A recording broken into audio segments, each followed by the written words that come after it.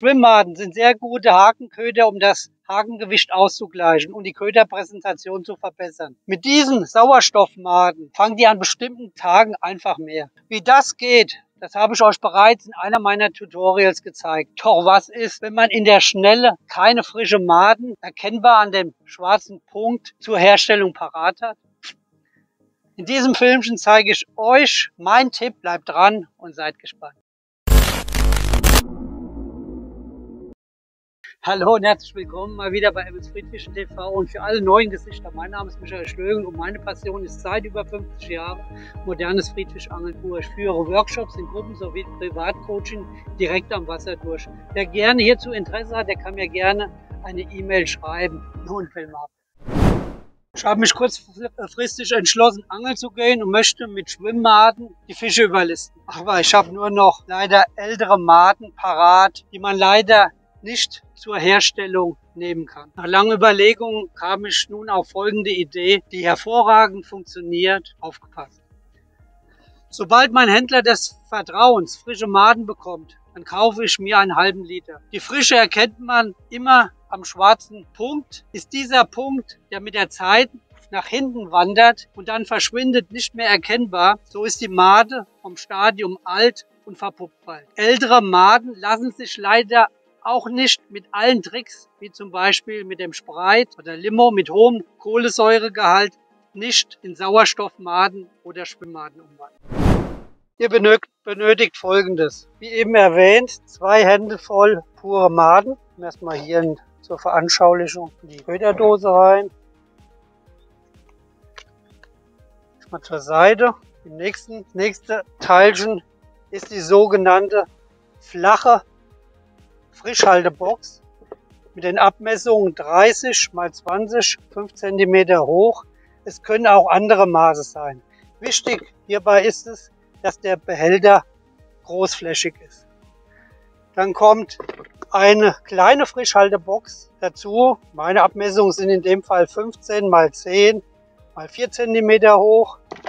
Weiterhin ein 2 mm Bohrer an der Bohrmaschine schon drauf und zu guter Letzt normales Leitungswasser. Da die Maden immer Sauerstoff zum Weiterleben benötigen, so werden im ersten Schritt im Deckel ca. 10 bis 20 Löcher gebohrt. Hierzu gleich ein Tipp zum Bohrdurchmesser. In der Vergangenheit habe ich aus Sicherheitsgründen, dass die Maden nicht flitzen gehen, 1,3 mm Mikrolöcher gebohrt. Hier sieht man sie noch ansatzweise. Ich bohre jetzt mal einfach mal 2 mm Löcher. Wie bereits gesagt, 10 bis 20 Löcher. Bei der kleinen Bohrung funktionierte das auch eine Woche tadellos. Danach sah ich, wie auf einmal die Maden leblos waren. Nach genauem Hinsehen erkannte man, dass die Maden, die sich auch oben am Deckel hin und her bewegten, die Bohrlöcher mit Flüssigkeit zugesetzt hatten.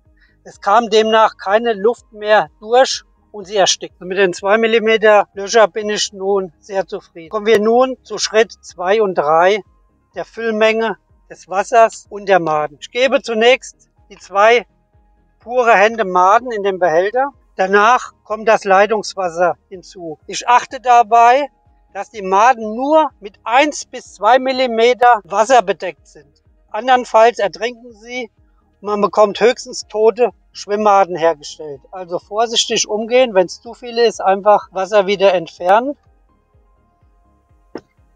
Das ist noch zu wenig.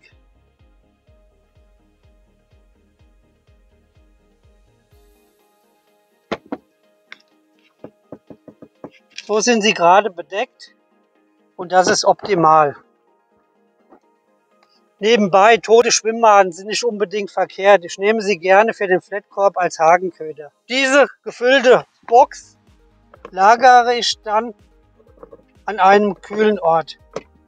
Im Kühlschrank geht es auch, nur muss die Temperatur größer als 3 Grad sein. Wichtig hierbei ist, dass ihr den Behälter auf einer ebenen Fläche abstellt, sodass das Wasser nicht in die Ecken kann und sich die Maden ansammeln können. Je nach Frischegrad hältere ich die Maden bis zu 3 Wochen, alles kein Problem, ohne was zu machen. Und so kann ich mir jederzeit ein paar Schwimmmaden für den Angeltag abzwacken. Für die Angelsession habe ich mir den zweiten Frischhaltebehälter analog mit den 2 mm Bohrungen hergestellt und kann mir natürlich immer meine Portion rausnehmen. Was meint ihr dazu? Wie findet ihr diese Idee? Habt ihr einen besseren Vorschlag? Gerne könnt ihr mir es unten in der Kommentarleiste schreiben. Ich antworte auf jeden Fall. Ich hoffe, der Tipp hat euch mal wieder gefallen. So könnt ihr mir gerne ein Like spendieren. Ich sage mal wieder Danke fürs Zuschauen und bis zum nächsten Film.